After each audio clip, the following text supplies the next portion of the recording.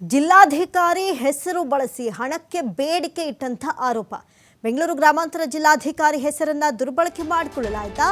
Doctor KN Anuradha ಹೆಸರು ಮತ್ತು ಫೋಟೋವನ್ನು ಬಳಸಿ ಹಣಕ್ಕೆ ಬೇಡಿಕೆ ಇಟ್ಟಿರೋದಿಲ್ಲ. ವಾಟ್ಸಾಪ್ನಲ್ಲಿ ಹಣಕ್ಕೆ ಬೇಡಿಕೆ ಇಟ್ಟಿರುವ ಖದೀಮರು, ನನ್ನ ಬ್ಯಾಂಕ್ ಖಾತೆ ನಿಷ್ಕ್ರಿಯವಾಗಿದೆ, ಎಮರ್ಜೆನ್ಸಿ ಹಣದ ಅವಶ್ಯಕತೆ ಇದೆ, ವಸತಿ ಶಾಲೆ ಪ್ರಾಂಶುಪಾಲರಾದ ಲೀಲಾ ಅವರಿಗೆ ಹಣ ಬೇಕು ಅಂತ ಸಂದೇಶವನ್ನು ರವಾನೆ ಮಾಡಲಾಗಿದೆ. ಅದರಲ್ಲೂ ಎಷ್ಟು ಅಮೌಂಟ್ಗೆ 50,000 ವರ್ಗಾವಣೆ ಮಾಡಿ ಮತ್ತೆ ವಾಪಸ್ ಕೊಡ್ತೀನಿ ಅಂತ ಹೇಳಿ ಮೆಸೇಜ್ ಮಾಡಿರೋದು. ರೋಹಿತ್ ಕುಮಾರ್ ಎನ್ನುವಂಥ ಖಾತೆಗೆ ಹಣ ವರ್ಗಾವಣೆಗೆ ಡಿಮ್ಯಾಂಡ್ ಮಾಡಿದ್ದಾರೆ.